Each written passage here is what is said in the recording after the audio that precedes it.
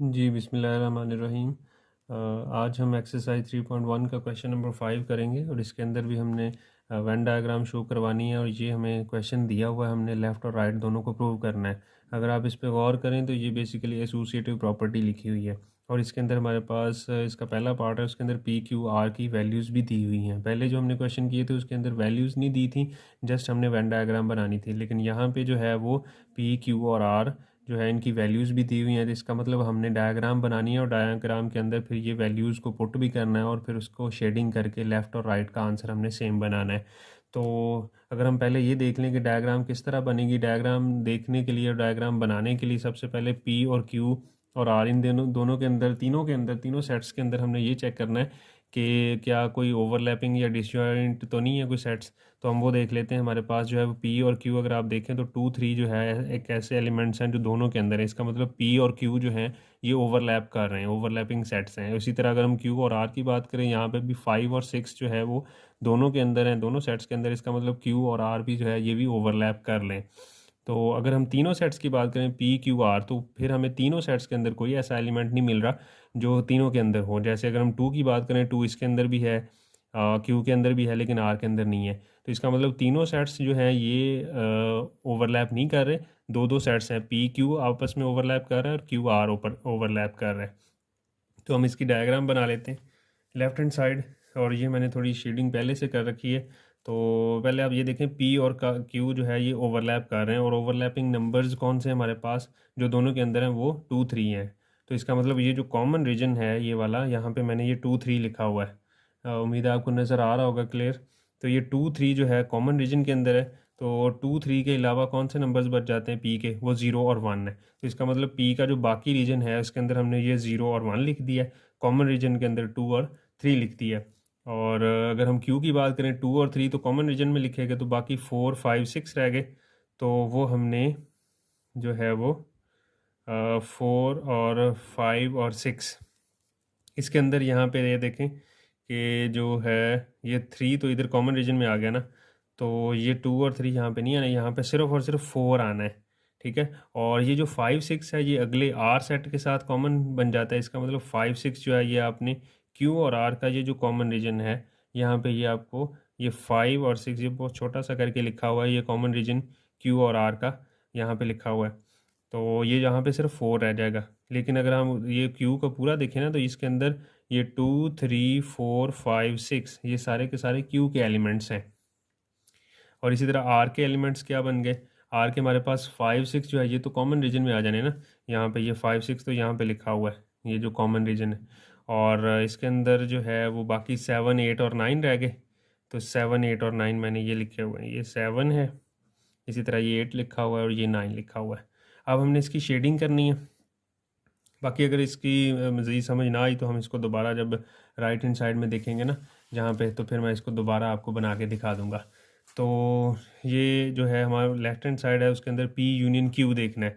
P union Q का मतलब P और क्यू जो है उसको सारा हमने शेड कर देना। तो मैंने ये हॉरिजेंटल लाइन से इसको पी और क्यू को शेड कर दिया। तो पी और क्यू जो है वो लेफ्ट, ये जो स्ट्रेट लाइन से मैंने इसको शेड कर दिया। उसके बाद यूनियन आर का भी लेना है। आर से यूनियन लेने का मतलब आपने आर को भी शेड कर देना है। तो मैंने आर को थोड़ा डिफरेंट शेड करने के लिए मैंने उसके अंदर हॉरिजेंटल और वर्टिकल लाइंस दोनों लगा दी हैं। तो ओवरऑल हमारा ये सारे का सारा आंसर है। यानी पी यूनियन क्यू की अगर हम बात करें तो पी यूनियन क्यू के अंदर स्ट्रेट लाइंस आ रही हैं। और यूनियन आर जब हमने किया था तो वो ये बॉक्सेस से बने हुए आए थे। इसका मतलब यहाँ पे ये सारा रीजन जो है इसके अंदर स्ट्रेट लाइंस भी हैं, कुछ हॉरिजेंटल स्ट्रेट लाइंस, और कुछ ये जो बॉक्सेस भी हैं। तो ओवरऑल हमारा लेफ्ट हैंड साइड का ये आंसर आ गया है। जी, तो अगर हम राइट हैंड साइड की बात करें तो हमारे पास ये पी क्यू आर की मैंने ये दोबारा यहाँ पे वैल्यूज़ लिख दी हैं और हम ये दोबारा डायग्राम बनाने लगे हैं। अच्छा, अब हम पी और क्यू की अगर हम बात करें तो पी और क्यू की मैंने पहले भी बता दिया कि 2 और 3 जो है ऐसे नंबर्स हैं जो पी में भी हैं और क्यू में भी हैं। इसका मतलब ये जो पी और क्यू का ये जो कॉमन रीजन है यहाँ पे 2 और 3 आ जाना है। इसका मतलब जो है पी के बाकी एलिमेंट्स 2 और 3 के अलावा कौन से नंबर्स बच जाते हैं, वो 0 और 1 है। तो वो आपने पी के इस पोर्शन के अंदर 0 और 1 लिख देना है। अच्छा, अब हम हमारे पास क्यू के एलिमेंट्स कौन से बच जाते हैं, क्यू के एलिमेंट्स जो हैं वो 2 और 3 के अलावा कौन से नंबर हैं। 2 और 3 के अलावा हमारे पास 4 5 और 6 है।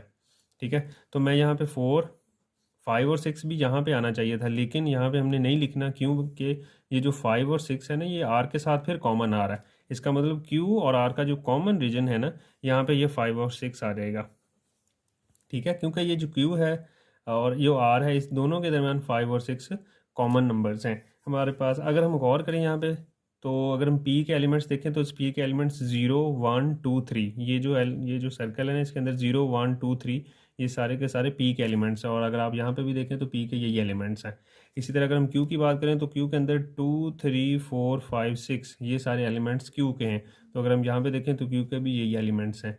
अब हम आर के ऊपर आ जाते हैं। आर के अंदर इस वक्त आर के अंदर हमने सिर्फ 5 और 6 लिखा है, बाकी जो बच जाते हैं 7 8 9 वो हम यहाँ पे लिख देंगे। ठीक है जी, तो ये हमने तीनों सेट्स के एलिमेंट्स हमने लिख ली। अब हमने इसकी करनी है शेडिंग। तो शेडिंग के लिए हम राइट हैंड साइड, ये वाली हमारी राइट हैंड साइड है, तो क्यू यूनियन आर पहले देख लेते हैं। क्यू और आर का यूनियन लेना है, यानी हमने सारा शेड करना है। तो क्यू और आर ये जो है इसको हमने सारा शेड कर देना है। तो ये हमने जो है क्यू यूनियन आर को स्ट्रेट लाइन से शो कर दिया है। अब हम ये देखें उसका यूनियन लेना है पी के साथ। तो पी ये है, जो आंसर हमारा आया उसका हमने यूनियन लेना है पी के साथ। पी ये जो एलिमेंट, पी ये जो सर्कल है पी का, इसको आप थोड़ा डिफ्रेंशिएट करने के लिए आप इसको वर्टिकल लाइन से शो कर दें। ठीक है जी, तो यहाँ पे कुछ ये जो बॉक्सेस भी हैं आ रहे हैं, क्योंकि यहाँ पे हॉरिजॉन्टल और स्ट्रेट लाइन कॉमन आ रही हैं ये वाली। तो इसका मतलब यहाँ पे अगर हम ओवरऑल आंसर देखें तो इसके अंदर कुछ स्ट्रेट लाइंस भी हैं, कुछ वर्टिकल लाइंस भी हैं और कुछ बॉक्सेस भी आ रहे हैं।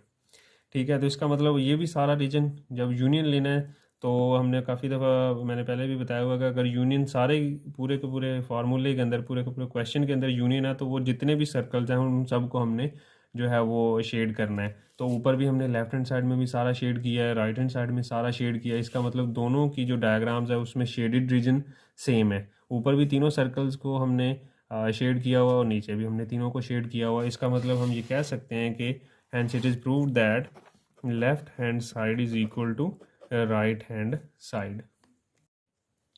जी, तो अब हम क्वेश्चन नंबर 5 का बी पार्ट, यानी उसका सेकंड पार्ट जो है, उसके अंदर हमारे पास वैल्यूज़ कुछ चेंज होंगी, क्योंकि ये पी क्यू और आर ये वैल्यूज़ पहले और थी, अब ये चेंज हो गई हैं।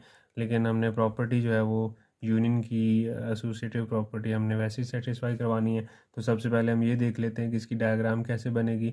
और डायग्राम के अंदर अगर हम पी और क्यू के दरमियान देखें तो पी और Q M N O P Q, और यहाँ पे आर एस टी यू, कोई जो है हमारे पास नंबर जो है कोई एलिमेंट सेम नहीं। इसका मतलब पी और क्यू जो है ये दोनों डिसजॉइंट सेट्स हैं। तो पी अलग है और क्यू बिल्कुल अलग है। लेकिन हम क्यू और आर की अगर हम बात करें तो यहाँ पे टी और यू ये ऐसे एलिमेंट्स हैं जो दोनों के अंदर, यहाँ पे भी टी यू आ रहा है, यहाँ पे भी टी यू आ रहा है। इसका मतलब क्यू और आर जो है ये दोनों आपस में ओवरलैप कर रहे हैं। लेकिन अगर हम तीनों की बात करें तो कोई ऐसा नंबर नहीं है जो तीनों के अंदर है। ठीक है, तो इसकी अगर हम डायग्राम बनाएं तो पी तो जो बिल्कुल सेपरेट है, क्योंकि ये डिसजॉइंट है। लेकिन क्यू और आर के अंदर कुछ एलिमेंट्स हैं वो टी और यू हैं। इसका मतलब टी और यू जो है ये कॉमन रीजन में आने हैं। ठीक है, और अगर हम बाकी टी यू के अलावा क्यू के नंबर्स वो आर एस हैं, तो यहाँ पे आर एस आ जाएगा। और आर के अंदर टी यू के अलावा वी और डब्ल्यू है, तो ये वी और डब्ल्यू आ जाएगा। अगर हम क्यू के अब देखें तरतीब के साथ, अगर हम देखें तो आर एस टी यू ये क्यू के एलिमेंट्स हैं। और इसी तरह अगर हम आर की बात करें तो टी यू वी डब्ल्यू ये आर के एलिमेंट्स हैं। क्योंकि टी यू दोनों के अंदर आ रहा है तो ये कॉमन रीजन में लिख दिया। और पी तो बिल्कुल डिफरेंट है इनसे, तो आपने जितने भी पी के एलिमेंट्स हैं एम एन ओ पी और क्यू, इसको आपने क्यू के साथ लिख दिया है। अच्छा, अब अगर हम देखें तो इसकी लेफ़्ट हैंड साइड जो हमारे पास मैं इसको लिख देता हूँ, P union Q union R, हमने ये लिखना है। और मैंने काफ़ी दफ़ा आपको बता चुका हूँ कि जब भी यूनियन जो है वो ज़्यादा दफ़ा आए तो इसका मतलब ये है कि हमने यूनियन जो है वो दोनों के अंदर आ रहा है। इसका मतलब हमने इन तीनों सर्कल्स को जो है वो हमने शेड करना है। तो देख लेते हैं पहले P union Q. P union Q का मतलब है कि पी को आपने शेड करना है। ठीक है जी, और इसके साथ आपने पी के साथ आपने क्यू को शेड कर देना है, और क्यू के ये कॉमन एलिमेंट्स भी इसके अंदर आ जाएंगे। तो ये मैंने इसको शेड कर दिया है। तो ये पी यूनियन क्यू का आंसर आ गया। अब हम यूनियन आर, और मैं यहाँ पे ये लिख देता हूँ पी यूनियन क्यू को हमने ये जो है वो इस तरह कुछ शेड किया हुआ है। अच्छा जी, उसके बाद यूनियन आर लेना है, यानी आर के साथ यूनियन लेना है तो आर भी इसके अंदर ही आ जाएगा ना। तो एक तो हम इसको थोड़ा डिफरेंट बनाते हैं, पहले तो मैं इसको शेड कर देता हूँ सारे को। आर जो है वो ये वाला है, और आर के साथ जब आपने यूनियन लिया है तो हमें कैसे पता चलेगा इसको ओवरऑल आंसर हम डिफरेंट बनाने के लिए हम क्या करते हैं, ये आर के अंदर जो है ना थोड़े स्टार बना देते हैं, ताकि हमें पता चले जाएगा, थोड़ा डिफरेंट हो जाएगा। ये वाले कॉमन रीजन के अंदर भी आप स्टार बना दें, क्योंकि ये भी आर का रीजन है। तो हमने जो ओवरऑल इसका आंसर निकाला है उसके अंदर एक तो स्टार्स भी बने हुए हैं और दूसरा हमने उसको शेड भी किया हुआ है। तो ये जो इस तरह का रीजन है ये हमारा ओवरऑल रीजन है, उसके अंदर ये सारा पोर्शन भी आता है, ठीक है। और पी यूनियन क्यू जो है वो सिंपल हमारे पास ये है, और ओवरऑल जो है वो शेडेड भी किया हुआ है, ठीक है। उसके अंदर स्टार भी बने हुए हैं, और दूसरा इसका छोटा सा पार्ट यहाँ पे आप अलग बना लें, और उसके अंदर हमने सिंपल जो है वो शेडिंग भी की हुई है, क्योंकि ये हमारा सारा आंसर है ना। ये जो तीनों सर्कल्स जो है शेड, और इसके अंदर ये जो है अगर हम देखें तो ये सिंपल हमने शेड किया हुआ और यहाँ पे स्टार बनाए हुए हैं, ठीक है। तो जो ओवरऑल हमारा आंसर है उसके अंदर स्टार भी बने हुए और जो सिंपल जो शेड किया हुआ वो सारा रीजन आ गया, ठीक होगी बात। तो ओवरऑल हमारा ये आंसर आ गया। और इसी तरह अगर हम राइट हैंड साइड की बात करें तो राइट हैंड साइड में हमने यही काम करना है। पहले हम नंबर्स लिख लेते हैं, नंबर्स वैसे ही लिखने MNP, ठीक है, ये सारा मैंने लिख दिया। इसी तरह यहाँ पे RSTU आ जाएगा, और यहाँ पे VW आ जाएगा, ठीक है जी। और इसको अगर हम शेड करें तो Q यूनियन R है, तो Q यूनियन R का मतलब Q और R को हमने शेड कर देना है, ठीक है। और ये हमने शेड कर दिया, और उसके बाद यहाँ पे भी हमने इसको शेड कर दिया जी। और अगर हम इसका यूनियन ले P के साथ तो P भी हमने शेड कर देना है, लेकिन उसको हम थोड़ा डिफरेंट बनाने के लिए इसके अंदर स्टार बना देंगे ताकि थोड़ा सा डिफरेंस हो जाए। तो यहाँ पे आप स्टार बना दें, ठीक है जी। तो ये मैंने स्टार बना दिए। तो उसका ओवरऑल रीजन जो है इसके भी आप दो पार्ट बना लें, एक तो हमने इसको ये शेड भी किया हुआ है और दूसरा शेड भी किया हुआ है, और उसके साथ आप इसको लाइन लगा लें दरमियान में और यहाँ पे स्टार बना दें। तो ये सारा जो है हमारा आंसर, ये सारा तीनों सर्कल्स हमारा आंसर आ गया। तो अब ये देखें यहाँ पे भी यही वाला इस तरह का स्टार वाला पोर्शन और सिंपल पोर्शन सारा आ रहा है, यहाँ पे भी ये सेम आ रहा है। इसका मतलब हमने ये प्रूव कर दिया है कि इसका लेफ़्ट हैंड साइड का जो आंसर है वो राइट हैंड साइड के आंसर के बराबर आ गया जी। तो नेक्स्ट हमारे पास वैल्यूज़ अब वही हैं, लेकिन इसके अंदर हमने इंटरसेक्शन की प्रॉपर्टी को सेटिस्फाई करवाना है। इसका मतलब डायग्राम वैसे ही बनेगी, क्यू और आर ओवरलैप कर रहा है क्योंकि इसके अंदर कॉमन रीजन है, और कॉमन वो टी और यू है, ठीक है। टी और यू मैंने यहाँ पे लिख दिए, और इसके बाद क्यू के एलिमेंट्स कौन से हैं, आर एस हैं, टी के एलिमेंट्स हैं, सॉरी आर के एलिमेंट्स हैं टी यू वी डब्ल्यू, और पी बिल्कुल अलग है, और उसके अंदर M N O P Q ये सारे आ गए। अब हमने इंटरसेक्शन लेना है, और इंटरसेक्शन का क्या मतलब है, कॉमन रीजन होता है। तो पी इंटरसेक्शन क्यू, पी और क्यू के दरमियान कोई कॉमन रीजन है, कुछ भी नहीं है। अगर हम यहाँ पे भी देखें तो पी और क्यू के दरमियान कोई ऐसा एलिमेंट नहीं है जो दोनों के अंदर है। इसका मतलब पी और इंटरसेक्शन क्यू का जो है वो हमारे पास नो शेडिंग आ जाएगा, ठीक है। और इसका इंटरसेक्शन हमने आर के साथ लेना है, वो पहले ही नो शेडिंग है, इसका मतलब एम्प्टी सेट है। तो अगर हम एम्प्टी सेट का किसी भी और आर के साथ, ये आर है, इसके साथ हम इंटरसेक्शन लेंगे तो वो भी नो शेडिंग ही आएगा।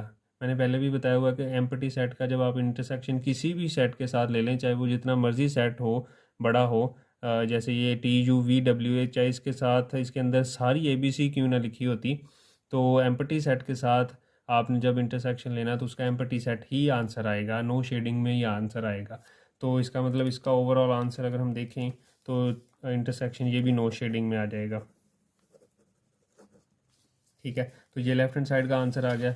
अब हम राइट हैंड साइड पे चलते हैं। राइट हैंड साइड में क्या करना है, P intersection Q intersection R. पहले हमने क्यू इंटरसेक्शन आर देख लेते हैं, और पहले नंबर्स लिख लें आप, पी का M N O P Q, और क्यू इंटरसेक्शन आर, क्यू के एलिमेंट्स वही हैं, टी डब्ल्यू कॉमन है, आर ऐसे यहाँ पे आ जाएगा, और वी डब्ल्यू यहाँ पे आ गया। अब हमने देखें Q इंटरसेक्शन R, इसका मतलब Q और R के दरमियान हाँ जी कॉमन एरिया है, वो T और U वाला है। मैंने इसको हाईलाइट कर दिया और यहाँ पे भी आप इसको देख लें कि मैंने इसको हाईलाइट कर दिया। उसके बाद हमने क्या करना है कि जो हमारा आंसर आया यानी ये वाला, क्या इसका कुछ पोर्शन P के साथ मैच कर रहा है?